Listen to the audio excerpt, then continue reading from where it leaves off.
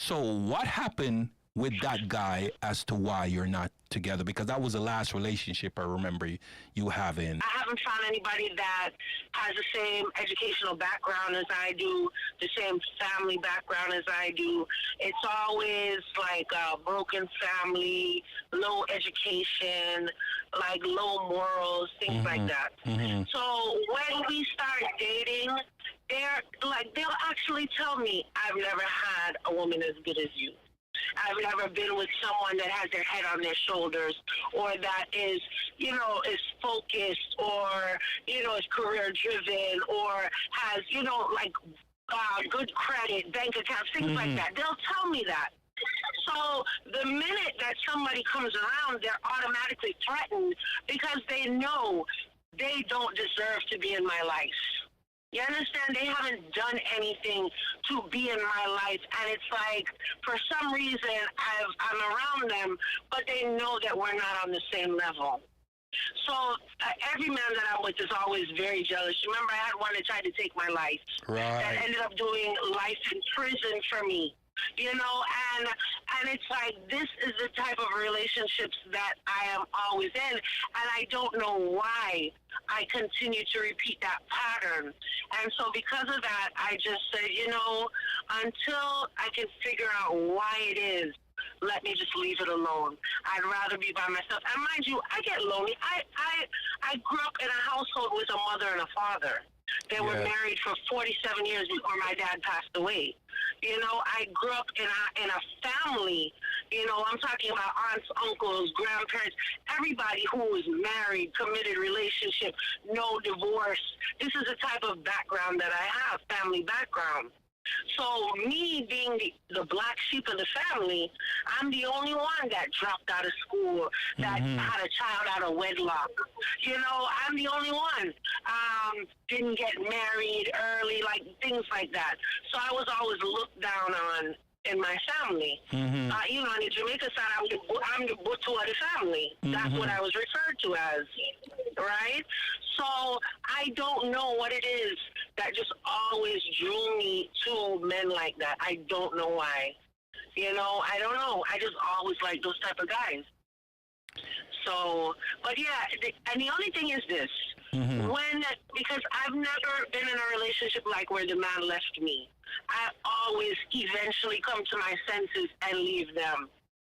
Right? And for the most part, me and those people will still be able to communicate and be friends. And if I ask them to do anything for me, they'll do it, no hesitation. I had the one guy who tried to kill me because he said to me, if I can't be with you, nobody can be with me. I remember that. But other than that, I haven't had that issue. Let's do this. I do want to delve into that, because I think other women out there and other people out there should hear that story. So I don't know how deep you want to go into it, but I would appreciate if you do, because when certain people decide that they're going to make a decision to be single or be in a relationship, and some people are wondering, why are you single, why you're not in a relationship, or why you want to go in that relationship, they don't really understand the history behind it or the climate as to why you're making that decision. So I know some history, but there are certain things I didn't know because you kept that away. And because I remember when you had that issue with that guy from way back where Christian had to regulate, you were kind of like, you didn't really want to tell me things anymore because you saw how angry I got, and so let's talk about that guy that is he still in prison right now? No. All right. Let's talk about him. So what happened, and what transpired into you're in a relationship? And the question is, was it only because of you why he went to prison? He's not in prison. He got deported. He actually got deported. How I was able to get away from him is that he ended up getting someone pregnant. And that was my excuse to be able to leave him alone completely. So once once the girl got pregnant, he kind of just focused more. His attention was kind of shifted towards her, even though he was still trying to be with me. I have to say luckily, because, from back then I could have been dead by now. I should have been dead, I should say. No. So I was able to overcome those things. You don't want to say you should have been. Well, because, listen. Well, okay, not okay. I cheated death. I cheated death. Okay. I cheated death. Okay, I could take that. I could take that. Right. Yeah, I do remember. I do remember that story when you told me that, he had gotten someone pregnant, and I didn't get the full details. I didn't get the full details because you didn't really want to get into it because you were so hurt. Yeah. Yeah. Right. And. So you have to remember, for me, it was a very embarrassing time because the guys that I dealt with, they're just, like a normal, a healthy thinking person wouldn't even look twice at them. First of all, I have this attraction for ugly guys. Why? I don't know. But I like ugly guys. I'm serious. If they're too handsome, I don't want them. I like ugly guys. All right, back up for a second. Back up for a second. Back up for a second before you continue. I really don't want to throw you off. But I've heard that before where women say they like ugly guy or almost ugly guys. Why? So my mother said to me, I go for the easy catch, the ones that I don't have to put any effort into. Mm-hmm. That's what my mother said to me. That somebody that I don't have to show my full potential. I don't have to, all right. So remember, you always like to cook.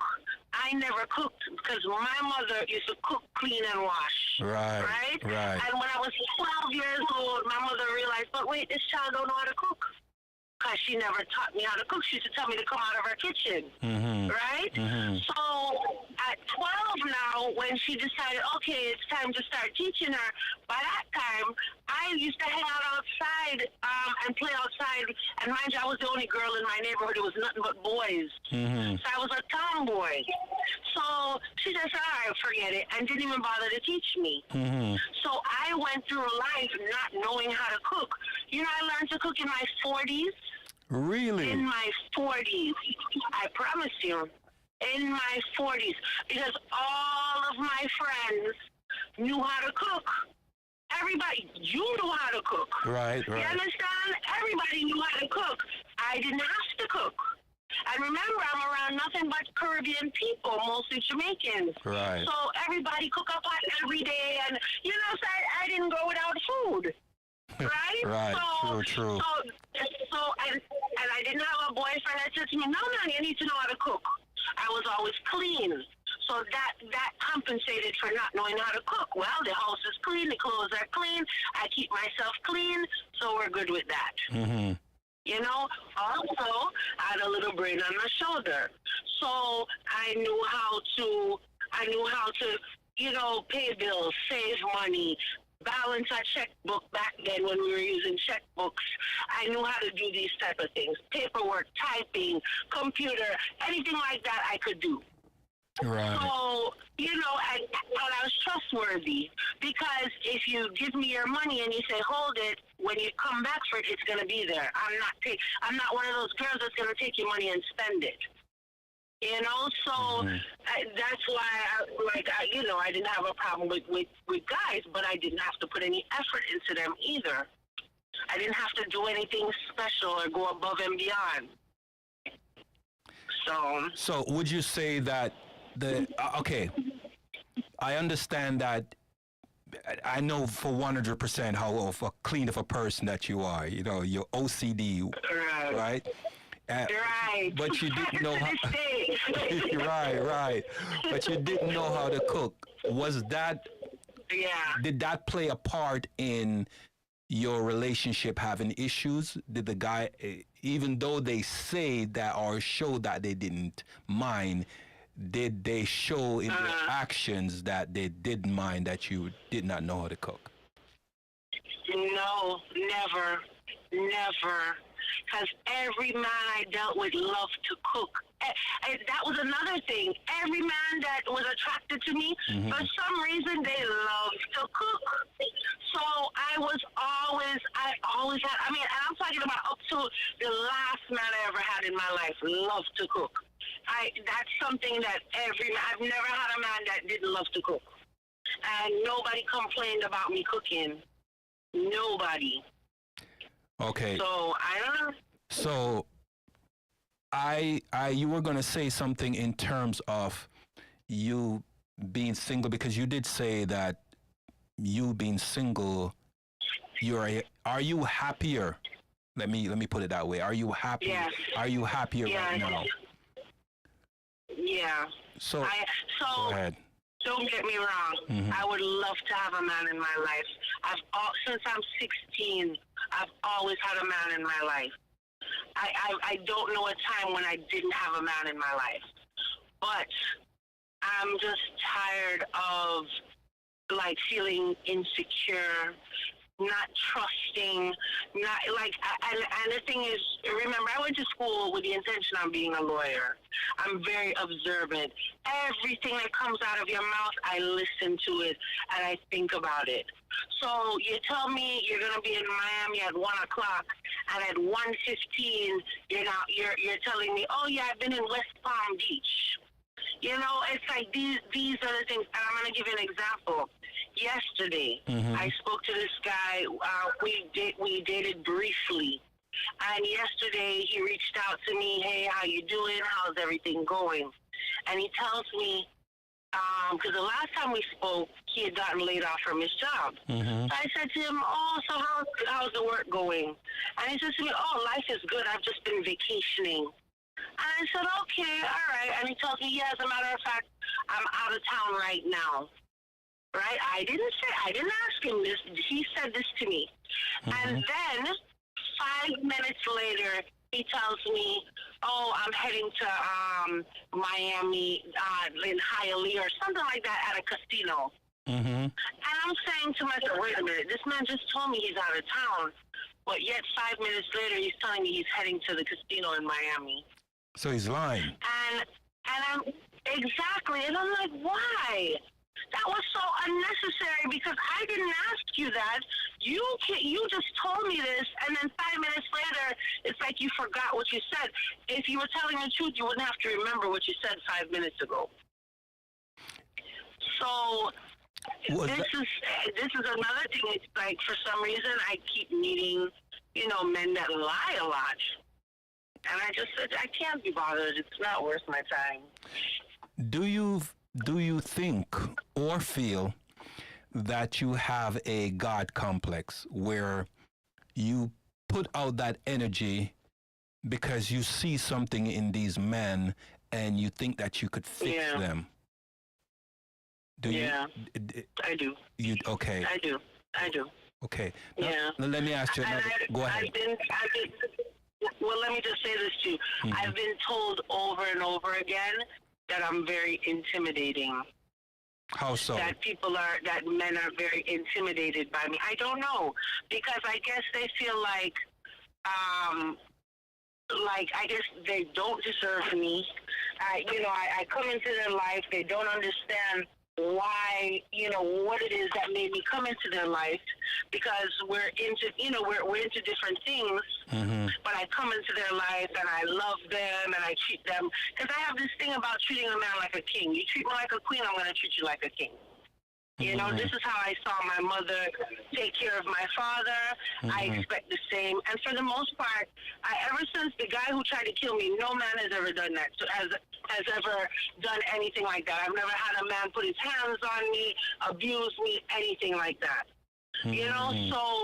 So I come into their life and I treat them this way, and it's like they don't know why. Why would I love them the way I love them?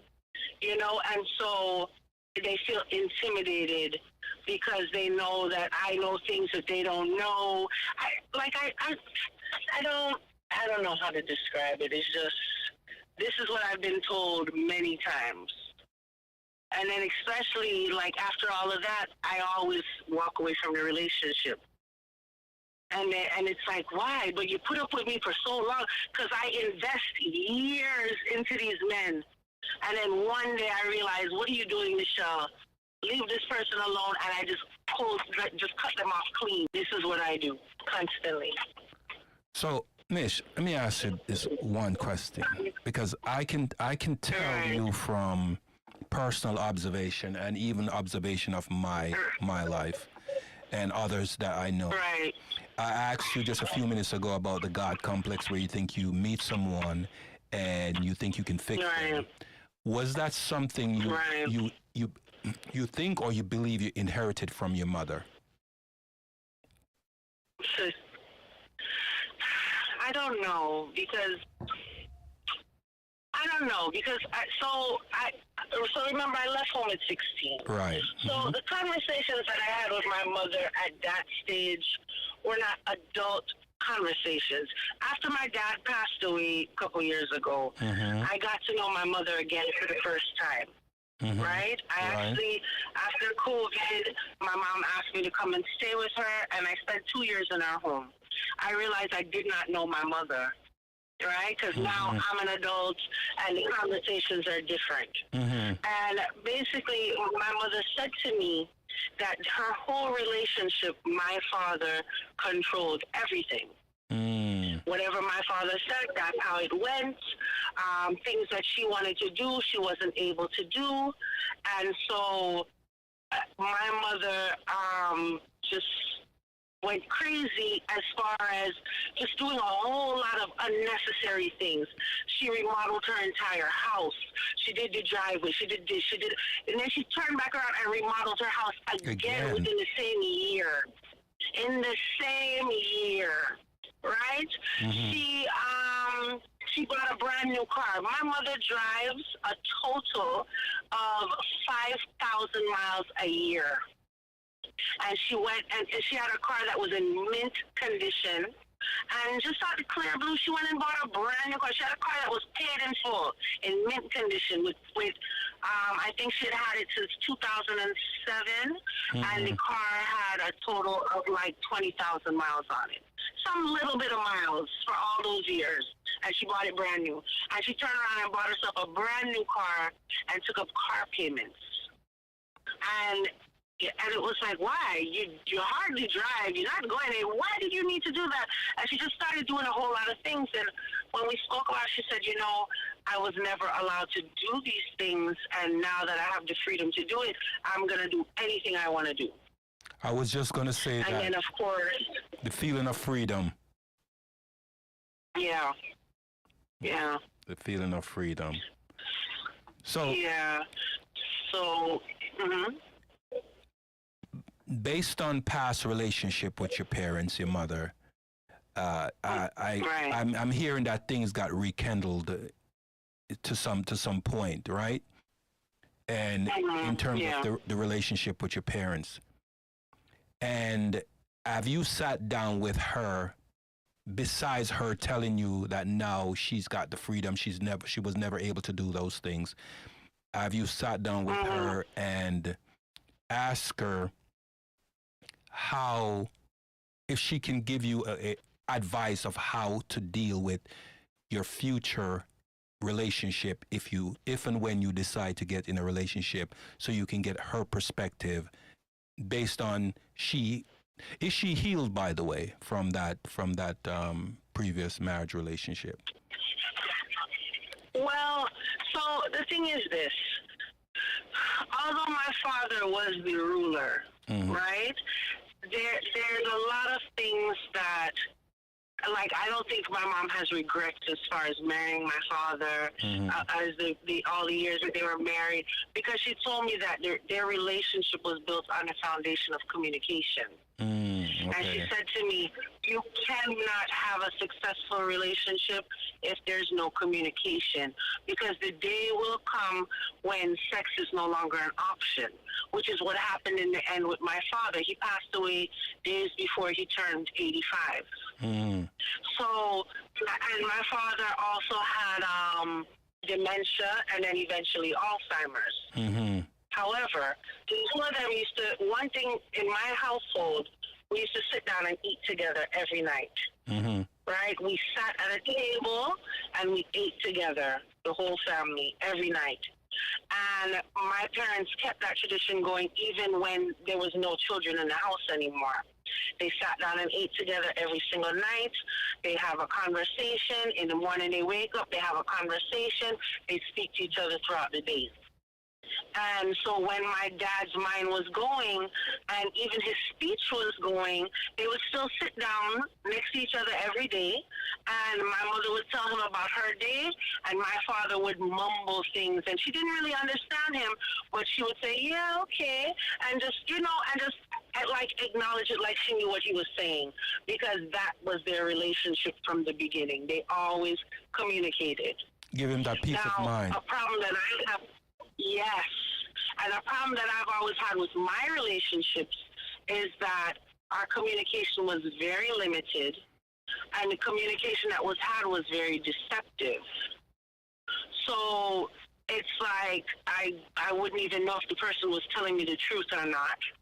A lot of the relationships I've had in the past, the man wouldn't even really express his feelings.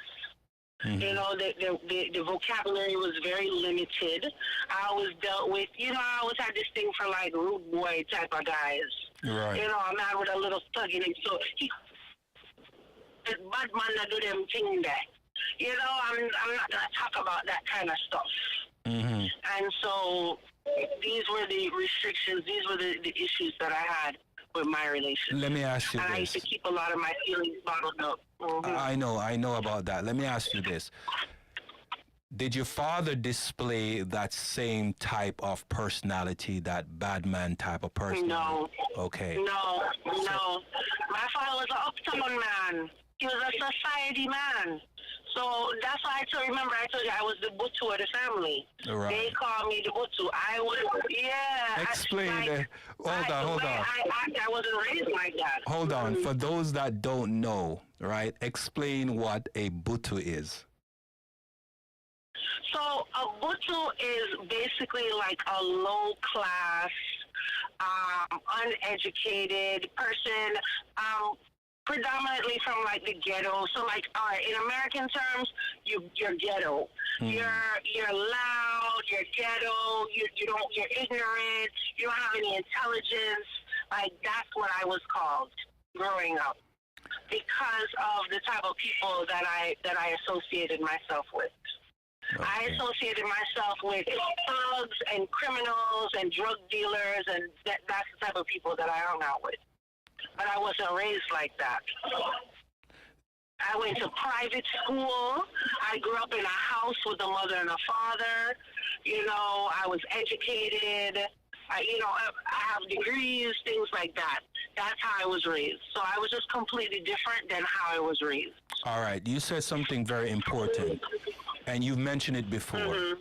You talk about your education, you talk about your degree, your intelligence, your level of intelligence in comparison to the man that you decided that you want to have a relationship with.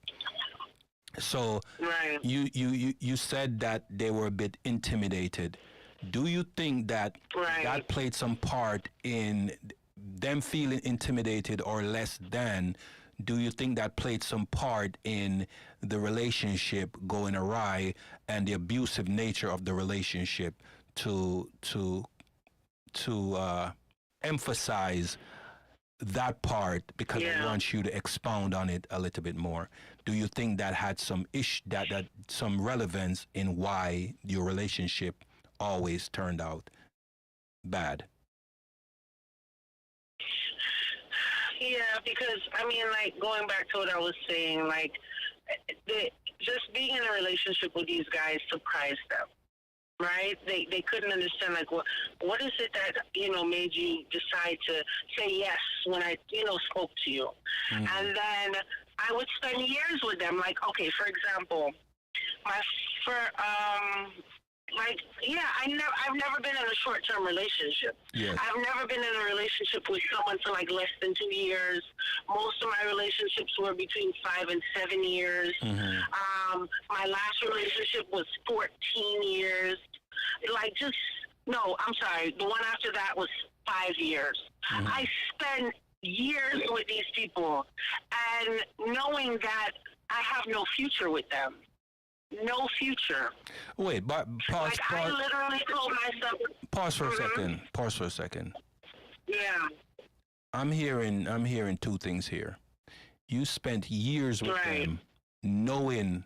No, that's number one. You spent years with them. Number two, knowing that you had no future with them, and you still stayed. Yes. I settled. Why? Because I don't know. I have no idea. It's something that I just repeatedly do. And all right, let me tell you about my last relationship, the 5-year relationship. Okay. When this guy approached me, I'll never forget, the first time he ever spoke to me, I said to myself, oh my God, this freaking ugly boy, he needs to move. What would I be doing with him? That's the first time I ever spoke to this guy. I don't know what happened between that time and the moment that I decided to go out with him. I can't remember how it happened. And would you believe that after our first date, I knew that I wanted to be with him. You knew you wanted to be with him? I decided at that moment, yes, I'm going to date this guy. Right? Now, mind you, I didn't know his history at that point. But remember, the first time I met him, I was like, this guy, and remember, I always talk to ugly guys, but him, to me, he was like the ugliest guy. And I was like, oh, no, what the hell am I going to do with him? Right? But then I went on a date with him, and all of a sudden I was like, oh, yeah, he's so nice. He's so sweet. I could see myself dating him. And then it didn't even take long before I started seeing his true colors. But every time I caught him in a lie, every time I caught him doing something wrong, he would just say something. And this went on for 5 years. You conked out for your breakup for a second. Hold on. You went out for a second. You say he would just say something. What did he say? He loves me. Oh, he's so sorry. Oh, it'll never happen again. He can't live without me. I'm the best woman he ever had in his life. His mother would even tell me that. I'm the best woman he ever had in his life. That was the favorite line. And whatever it is he would say, I would just melt and say, okay, let's try this again. But we continue to try this again over and over again. I've left him many, many times. Many times, and I'm talking about in the space of several years. But he would always find a way to say something that would get me right back in. Do you think that you had an inferiority complex? As to why? Obviously I do. Because there's no way, if my self-esteem was at the level that it's supposed to be at, there's no way I would have even looked twice at somebody like that. Or probably any of the guys that I dealt with in the past. I've only had one good man in my whole life, and he passed away. Unfortunately. And it was my fault. Yeah, I cheated on him. I cheated on him. Wait, back up. I cheated on him. The one decent guy in my life, I cheated on him. Yes. Yep. Are you serious, Michelle? The one decent guy I ever had. I am dead serious. He was the best man I ever had in my life. And I cheated on him for my daughter's father. Yeah. Yep. And so that's why I always say this is my karma for what I did. Yeah. Oh. This is my karma. Yeah. Yep. I was going to ask you another question, but I think I threw you off with that. Yeah, you threw me off with you threw me off with that. I You know, know. you threw me off with that. I have to add this to it. Mhm. I don't know. Did you hear? I heard the other sound too. I heard it. I know I heard it. Yeah,